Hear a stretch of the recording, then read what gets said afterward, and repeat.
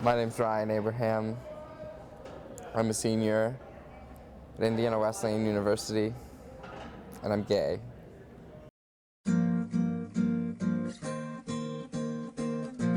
There was never a time, like an exact time, that I realized that I was gay. It was sort of the natural, like the way things naturally were.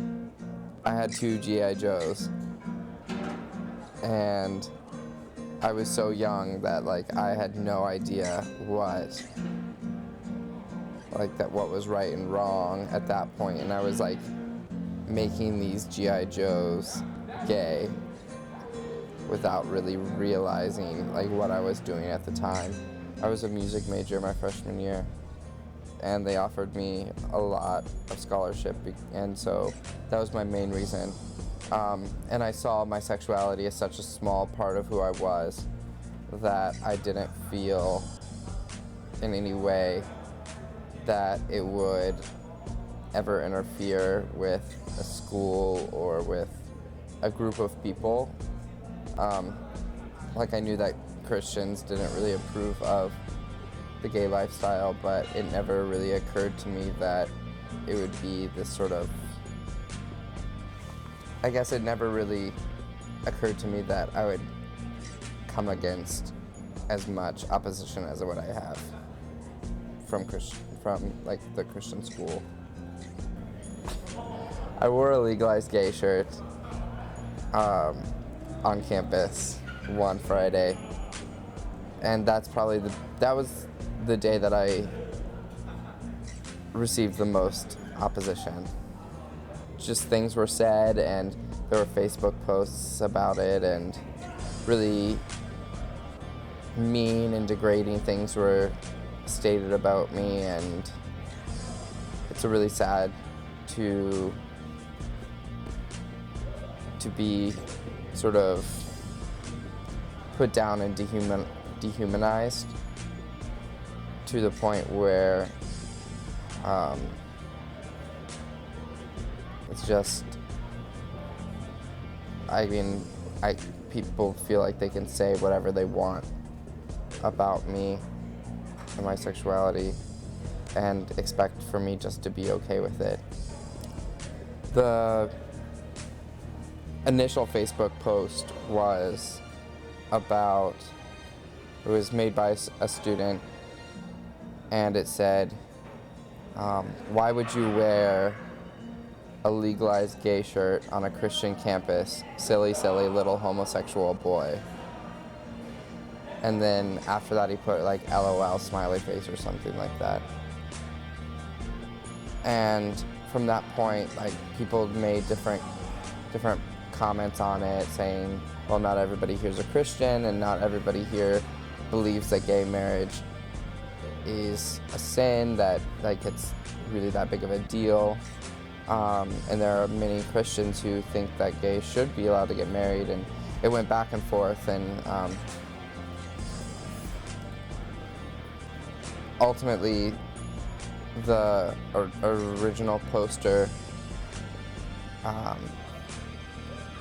was very relentless in his views and opinions, and was very unapologetic about it. I came here as a non-Christian, but I was converted second semester of my freshman year. However, since coming out of the closet, and because during that time I was convinced by many people around me that I needed to fight the temptation and sort of suppress it, and those were the darkest years of my life. But when you're telling somebody that the way they feel is so wrong, that they need to feel this way in order to be okay, I hated myself. I really hated myself. And I didn't feel as though I could ever really be loved.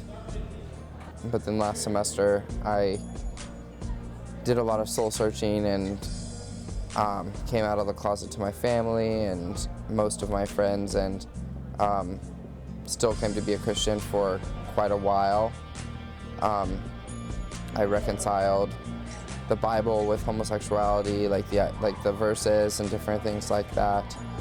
However, the more I dug into the Bible, the more I didn't really believe in it anymore.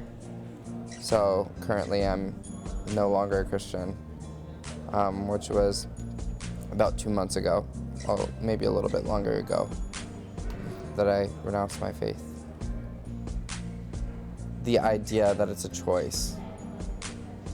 That's the most difficult thing to explain to somebody. And it's nearly impossible to convince. I found it nearly impossible to convince Christians and many others that it's like that it wasn't a choice for me to be this way. And if we really think about it, it doesn't really make sense to be a choice.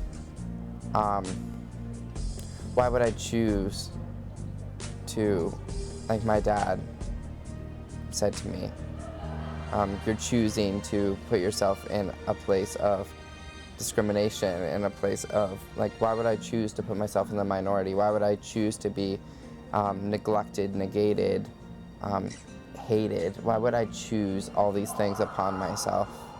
There has to be a point where I have to stand firm with who, like, in what I am and who I am, and be confident and stand up for who I, like, for myself. Stick up for myself.